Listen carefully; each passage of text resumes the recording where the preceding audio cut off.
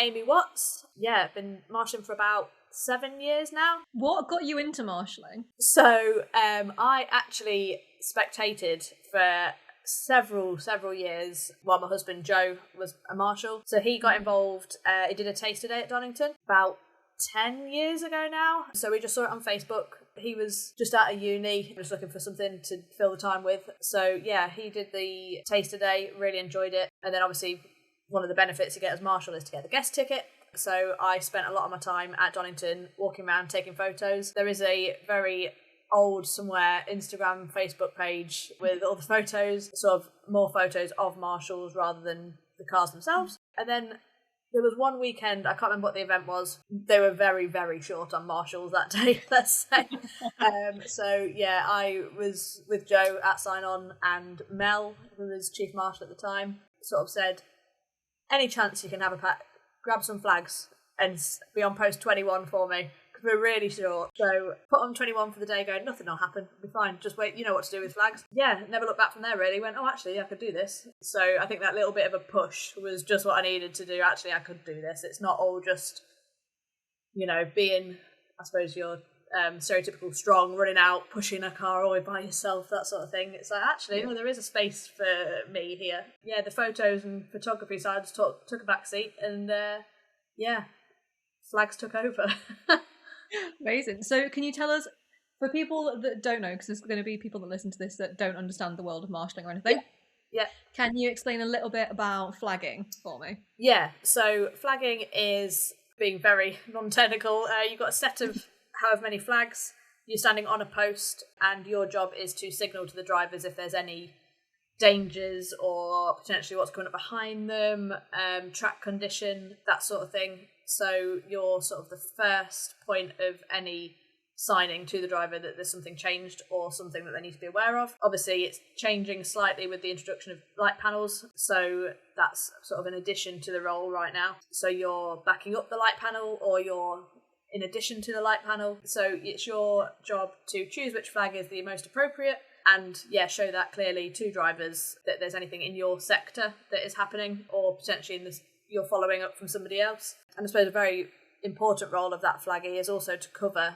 any marshals that are out doing things on the circuit. So you are signalling to the drivers that they need to be very careful because there's people out on track. So yeah, it's just your first port of call for any signs or anything that drivers may need to continue on safely. Amazing. And you also mentioned post chiefing, so can you explain that as well for me? Easiest way to put it is manager of the post, let's say. So post chiefs are sort of, it depends which circuit you're at, the main contact between a post and race control. So in an ideal scenario, there'll be a post chief who manages the people and the radio. You'll have a flag marshal and then the incident team as well. Post chief's role is to report back anything and everything to race control so they can log it and take any appropriate action. You have to do briefings at the beginning of the day, and you should be that contact that anybody on your post can come to for help, or to tell them where to get that help if they need it. So yeah, probably a manager, I would say, would probably be the best way to put it. So that's the easiest way to explain it for people that but don't it's the work world, and then it's like, yeah. Have you seen marshalling change much in the years you've been doing it? So I think that probably the light panel has been the biggest change.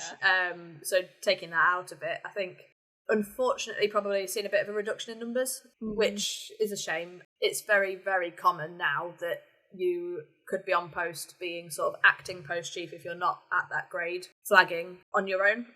That's not something that's, uncommon nowadays, which I think is perfectly fine. We can cover it. You'd love to have that team on every post for every meeting, but it's just not feasible anymore. But yeah, I think it's not changed that much, which is quite nice. I think there's not much I can think of off the top of my head that's completely altered or changed, which I think is what people like, is that consistency. They can go to a track at a weekend and it's like, right, we're back, we're doing this. I think it's nice that we're getting back to now, sort of, you had those weird COVID years that you sort of turn up to post. I think me and Joe were on post together, and that's all we didn't see anybody else. You just drive through. This is weird. That's gotta be strange. So yeah, getting back to that, you're signing on, you're seeing people, you're socialising, where you're mixed on post again. That's nice. So yeah, it's definitely becoming more back to what it's supposed to be, a sociable event type of thing. So, but yeah, other major changes, I can't quite think of any. What's one of your most memorable experiences marshalling? Ooh. So I suppose I've been very, very fortunate to travel abroad to some martial events. So probably my favourite event that we've done is the F1 in Montreal. So went out there with a group of friends. Give a shout out to Hazel who got us into that. So she sort of very much was mum to us and made sure we were okay and everything. I love Montreal. I think for me specifically, being on the communications side of things, so they have it slightly set up differently in terms of terminology. So I was a communications person on post with the radio reporting things back, but just personally it's 50-50 French and English. And in the other side of my life I've done a lot of French, so that's sort of brought that in as well. And just the people over there so welcoming, as I think the majority of the time everybody is in the marshalling world. Everybody is very welcoming wherever you go, but yeah, just to have the opportunity to go out and do that as a hobby and just be taken on board and going, right, yeah, get on with it, that's great, it was really good. So that's going to become a tradition, I think. So yeah, that's probably one of the best moments. What's it like in Montreal? Is it much different in terms of like terminology? So we're part of the international crew, so you've got I think about 6 or 7 crew chiefs who are sort of given a select number of posts, and then they have a team that they sort of assign and you move around, that sort of thing. So there'll be a fully French side of the circuit, there'll be an international crew, and that's not just the UK, that's Spain, Mexico, that sort of thing. Job-wise, you've got sort of the post chief, similar role to the UK, to be honest, managing the post, managing the people, having the radio. Then you have a communications marshal, who is sort of the backup to the post chief. So you also have a radio to communicate to race control. So I suppose it's still very much on the incident and flagging side of things, let's say. And then you've got, instant marshals, very much the same as here. I think, very similar, but obviously a few nuances there in terms of like reporting and things like that, which you just sort of don't get taught. You just sort of have to listen in on the radio and go, okay, that's what we call in here.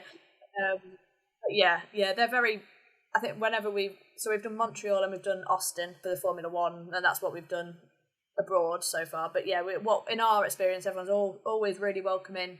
Yeah, they provide sort of discounted hotels potentially, that sort of thing. Obviously, it's an expensive hobby. I think we're all aware if you get really into it. So little things like that help.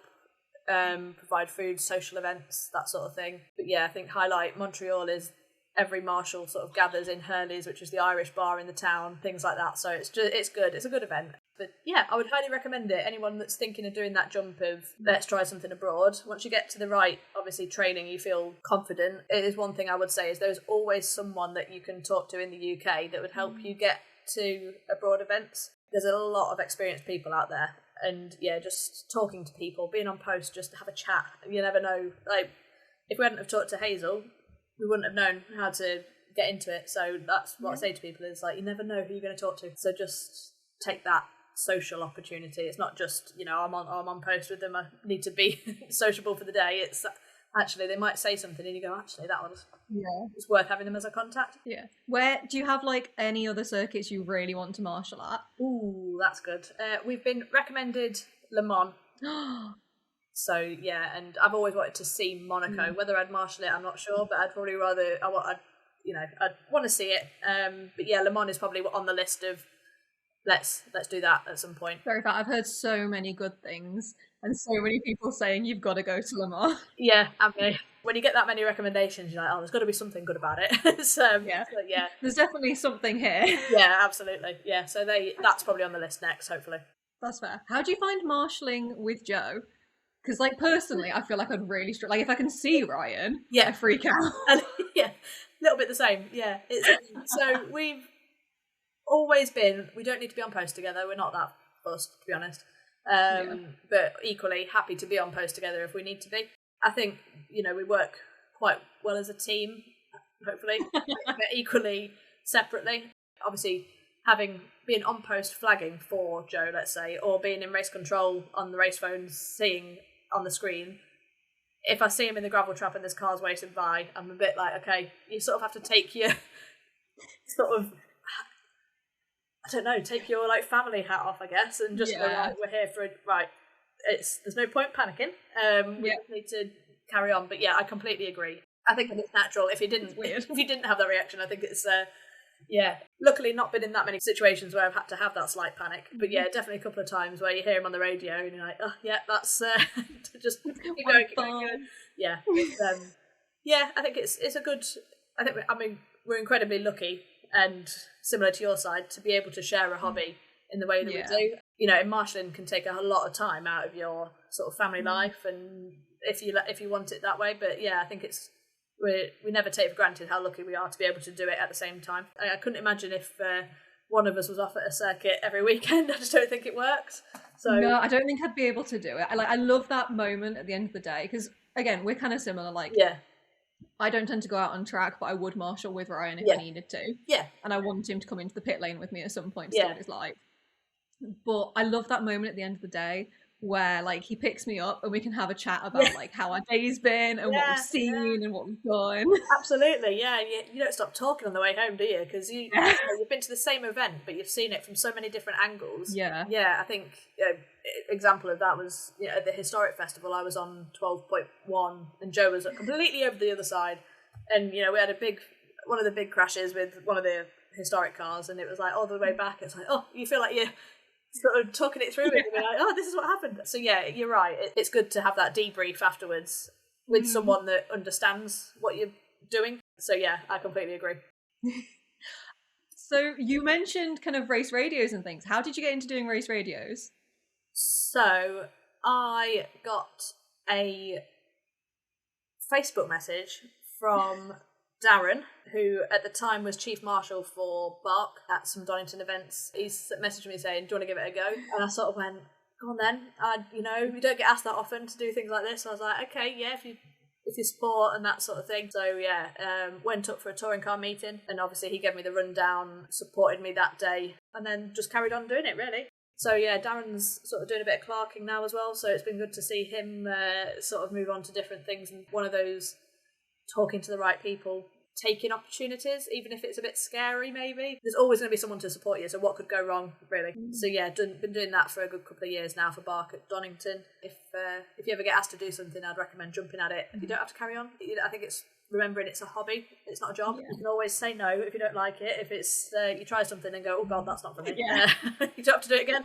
So yeah, it's Amazing. And can you explain again for people that aren't going to know what kind of race radios is, what you do? Yeah, so talking for Donington, because I know this is one that does change by circuit. Race radios is sort of the direct contact to all the post chiefs. So we're sat at the back of race control with a radio, and it's our job to log anything that comes in via the post chiefs, be it contact, be it track limits, anything like that. It's more digital nowadays, so we tend to log on an app called GT Apps. Historically, it would have been paper, so reams and reams of paper. I cannot imagine how much paper you would go through with that. Luckily, I didn't. I think I've not done any events with paper back in the day, but it's they printed me off a stack on the first weekend just in case the internet went down or whatever. And I was like, oh, I can't imagine how you've got logs, but. So we're first protocol for post chiefs. We can link through to the Chief Marshal if they need Chief Marshal assistance. We're also a link between the post chiefs and the ES radio at Donington. So that's where all the guys on the incident side of things are communicating through to people further forward in race control. So we can loop in if they need any assistance from our post chiefs or vice versa. It's just communicating clearly and obviously supporting if we do have any incidents. It's guiding the post chiefs through that and just making sure everything's logged correctly. And it is, I think we say this to post chiefs all the time, it's very important what they say is logged because that's on record of how the session was run. We've got a lot, like I was saying about technology, there's inboard cameras, there's so much stuff you can do with that, but sometimes a written report is better than anything. I'm going to say written reports. The most embarrassing moment for me is when I've had to draw diagrams. I was and I just suddenly realised I can't draw a car. Me neither. I do boxes for cars with a number in, but I was stood on 12.1 at the weekend and obviously I did a written report for the crash, and I was like, I can't draw the configuration of the circuit. I was stood there and I was like, why is this so hard? I'm looking at it in front of me and trying to get the corners right. I was like, okay. It's not happening. I'm exactly the same, but I think I think it's one of those things in training they always say is like, it doesn't matter if you can't draw, just put down what you what you see as best you can. But yeah, I'm exactly the same. I can be stood looking at a corner going, how do I draw this onto a paper? The first time I tried to draw like somebody being in front of their grid box or out of place on grid, I drew a box and then I went, wait, is that the car or the grid? Yeah. It's a skill to do it correctly. It's an art form. But yeah, I think, and it is that. I think it is knowing, it's having that experience, which I think we shouldn't lose. There's a lot of very, very experienced post chiefs out there, and I think I've benefited from being on post just purely flagging and watching them do written reports. Yeah, it's underrated because you see people that have been doing it for 40, 50 years doing these written reports, and it's like they're the people we need to be learning off. Oh, absolutely. I think we need to cover one very important thing of just how hectic it can get doing things like race radios at Darlington, because I know when I did it, there was 3 of us, and when you do it quite often, there's 1 of you. Yeah. I think you were doing track limits though, weren't you? Yeah. I kind of mixed between track limits and post chief. I've sort of started saying I can do post chiefs, but track limits, can someone else do that? So I think I tried once and was like, there's no way. There's absolutely no way.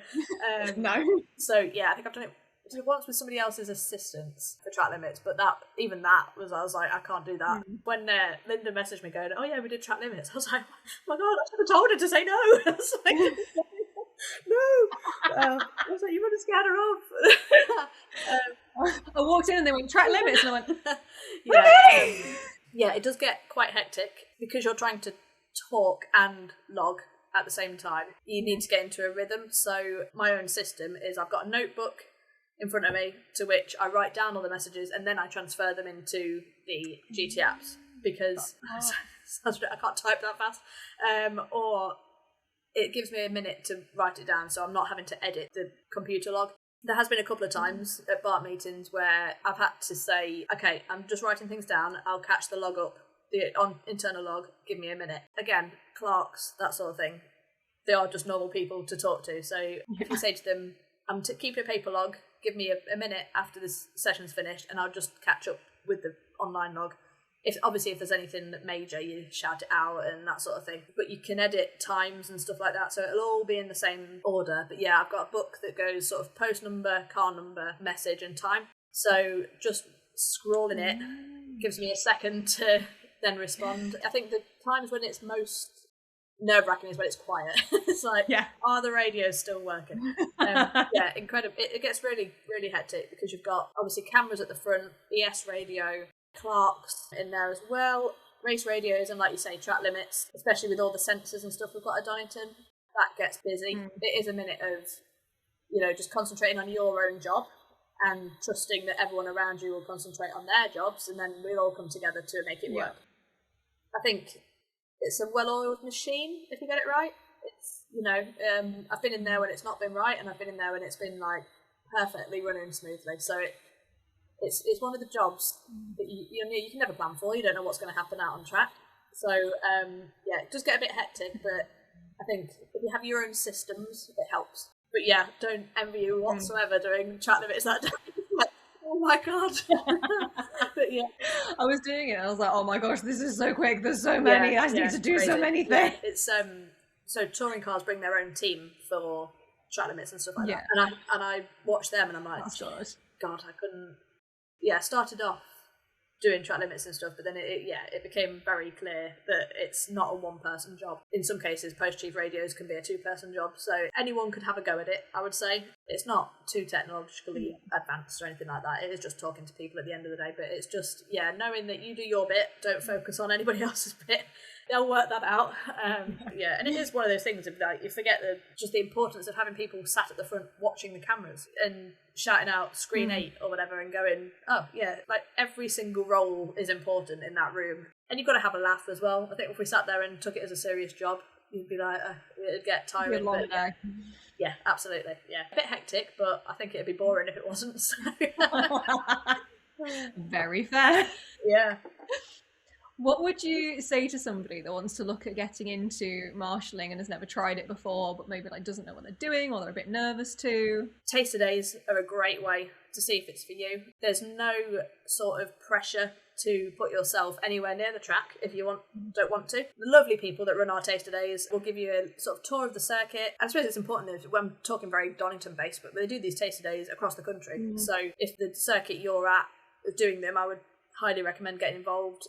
You'll see areas sort of like medical centre, you'll see race control, walk around the paddock, talk to teams. And I think, yeah, it's just, what can you lose? I think it's one of those things, if you're interested in it, give it a go. There's no pressure to come back.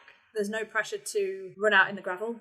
And I think I was talking to people last weekend, and that you can take marshalling for what you want it to be. I think you have to do 4 days a year to maintain your grade. You can do 4 days if you want. You can do 25 days. You can do every weekend. You can scale it to what you want to do. So I think that's what I like about it personally, is if, you know, I'm feeling particularly like I need time to do life admin and stuff, I'm like, okay, right, I'll have a weekend off, but you can ramp it up to however much you want to do. And I think it's the beauty of marshalling that there's so many roles. I've gone down the flag post chief route, goes very much incident. I think yourself, obviously, pit lane, you've got assembly, scrutineering, parking. Get into so much, but it's like you don't know what doors it'll open for you. You don't know who you'll meet, opportunities it gives you. You know, I never thought I'd do it. When I was spectating, I was like, this is probably very naively thought, oh, this is Joe's hobby.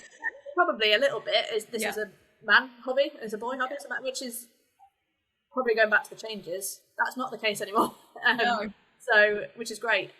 So probably quite naively thought that, but especially sort of female side of things, more than ample opportunities to do whatever you want to do. You know, we are still in the minority, but I think it's just having that confidence. There's a lot of sort of groups out there and stuff like that now, women in motorsport, that sort of thing, and I think just promoting it to sort of our gender, let's say. So I'd just say, you know, it can be, you know, I still get nervous trackside. It's normal. I think if you have a big incident and you're not sort of a little bit by it, but I think there's plenty of support there. There's plenty of people to chat to see what you want to do. But yeah, it's like, what can you lose? That's a very good bit of advice. And I completely agree with you. I love that there's so many different things you can do as a marshal. Like, I know personally, I have noodle arms. There's no way I'd be able to push a car up a gravel trap. Yeah, I think, you know, I'm not averse to incidenting. I'll do it if I want, if I need to. But there's people that are a lot better at it than me, and I quite like the opposite side of things. So and I think historically, maybe the flag side of things was seen as a bit of a lesser to the incident side, perception-wise, probably. Yeah. But I think doing it now, like, actually, that's teamwork, that you are covering the people that are using their muscles and pushing things out. You're helping their safety. So I think it's never look upon a different discipline as sort of anything upper or lower than anything else. We all need each of the disciplines to function as a team. But yeah, it's massively. There's so many things I've never been in pit lane, never been in assembly, sort of thing. Oh my gosh, have you not? No. So I look down from race control. I'm like, oh, look at all of them. What are you doing? Yeah. So I think Joe did for trucks. He did start line a couple of years back. He's done that a few times, and he was like, oh, it's so good. So yeah, and yeah, if you find your niche, that's great. But equally, there's nothing to stop you hopping around, doing a bit of everything, and then doing that. So yeah.